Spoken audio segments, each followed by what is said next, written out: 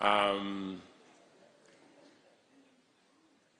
spiritual fathers who are in the house today, our spiritual mothers, the clergy, fellow leaders who are here, good morning.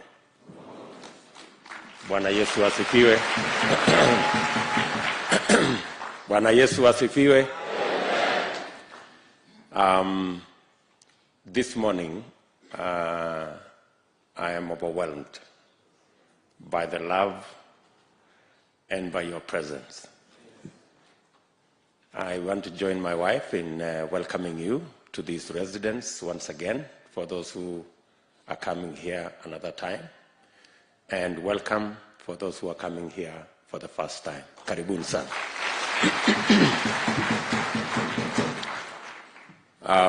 Let me thank the leadership of this meeting this morning, Pastor Dokas Rigathi and the whole team, for putting this together.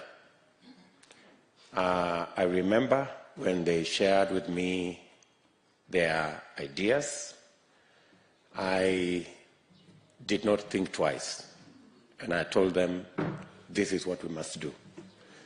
So I am happy that today we have gathered here so that we can do the right thing. I also want to thank my wife for being a prayer warrior in our family.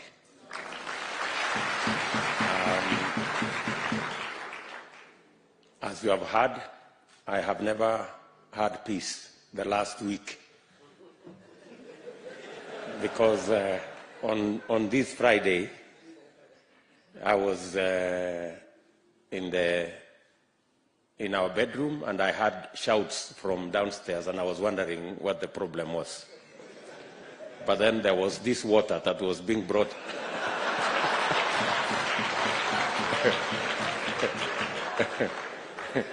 And I was being forced to drink this water.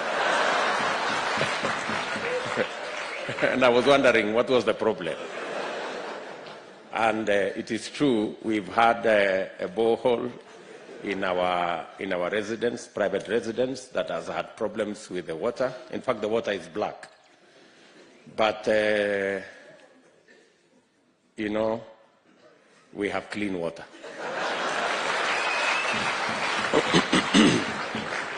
So I am a witness to this clean water. I want to thank all of you for taking the step to put the church in its rightful place.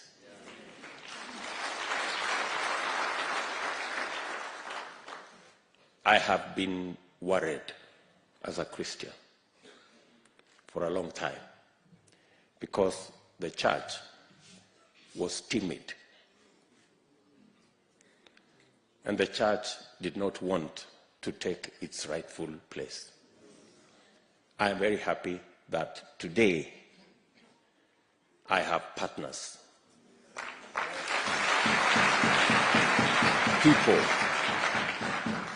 people who can defend our faith in Kenya.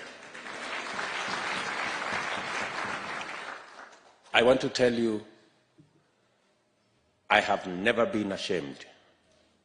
I have never been apologetic. I have never been neutral. I have always been on the side of God.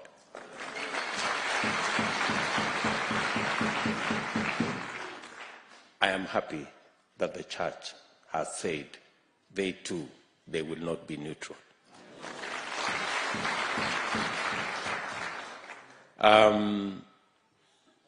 And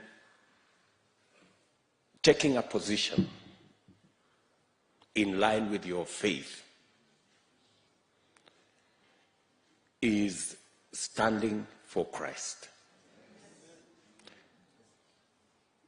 I know there is a lot of blackmail, there is a lot of threats and intimidation, and people don't know what will happen. But the Bible teaches us in Daniel 11:32, but those who know their God, they will be strong and they will do great exploits. Good people, we know our God. We know our God, so we can be strong. So, as was said, there are the church has its own interests, and politics is about interest. It's about interests. You vote for your interests. Everybody has interests. The church has its own interests. And when the church steps forward and says, we want to sign in our interests into the next government, it is the right thing to do.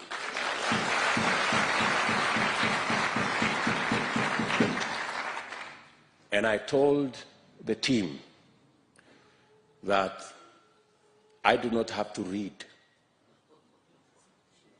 the interests of the church, because they are my interests.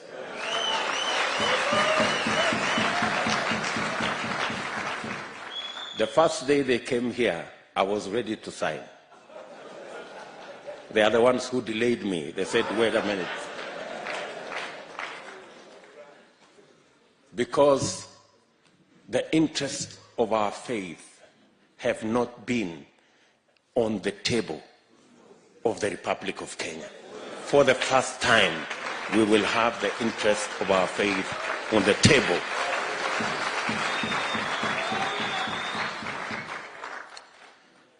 So, this is a very simple ceremony for me. A very simple ceremony for me. I want to thank God for my friends. Many politicians, many leaders who have walked the journey together with us. We have walked this journey together. There are those we started with, there are those who came along the way, there are those who have arrived, and there are those on the way.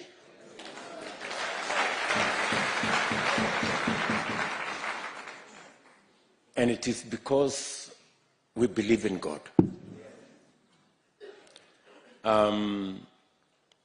Maybe I should just say two things.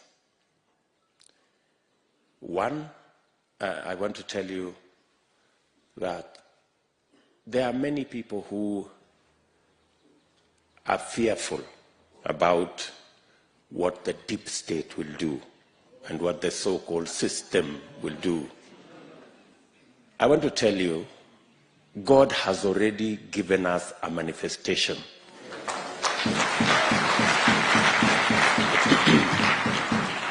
Let me give you a testimony. When we lost our member of parliament in Kiambaa, we had to have a by-election.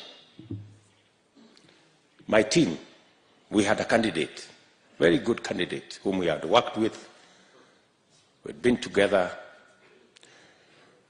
and he was a good candidate and a very strong candidate. In fact, in the opinion polls that we did immediately after, when we were preparing for the by-election, he had approximately 70% of the vote.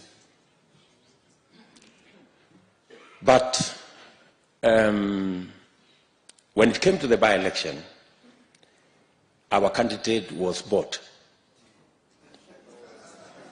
So our candidate went to the other side. And so we were left with no candidate. So we asked ourselves, so what do we do? Maybe some say maybe we just forget about it. In any case, it's just 1 year.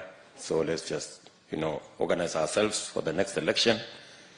But other people said, no, let's look for another candidate. So we looked around. We found one fellow who had run before. Then after a while, he again disappeared. Then we got another guy. But then there was this young man who was the briefcase carrier of our original candidate.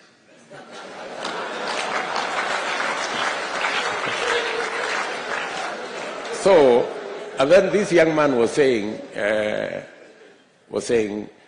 let us look for a candidate, but in the event that there is no candidate, I'm available.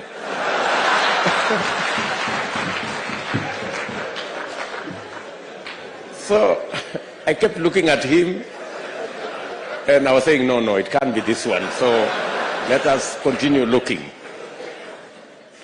And finally, we were stranded. We didn't have a candidate.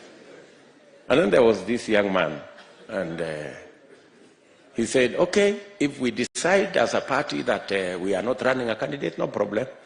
But if the party decides that there is no candidate, I'm available.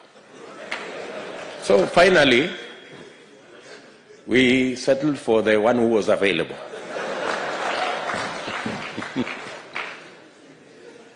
And it was not an easy decision, because on the other side was our formidable candidate with 70% of the vote in our opinion polls, with a system on that side, with a deep state on that side, and everything that you would need to win an election on the other side. Now we had this young man with no experience, with no money,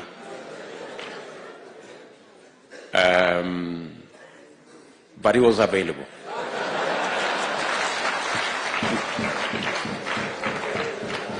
I think Honorable Rigathi and all the people who are here know very well about that story.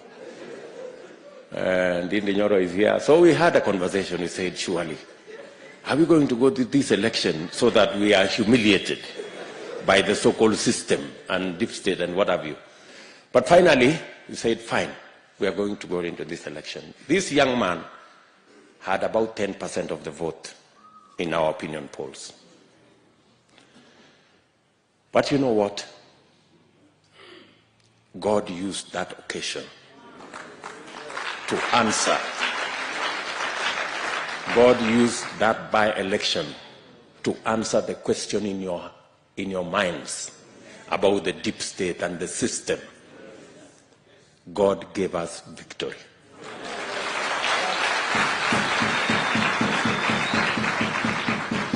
John Njuguna Kawanjiko won the election.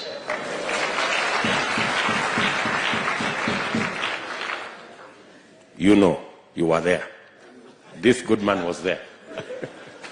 Yes, he comes from Kiambaa. Yes, that Kawanjiko won the election. So, have no fear. The system and the deep state will not steal our victory. We already have evidence that they don't have the capacity to do it. They would have done it in Kiambaa. Are we together? Yeah. So, God has already answered that question. That should not be a question that should bother you. Finally,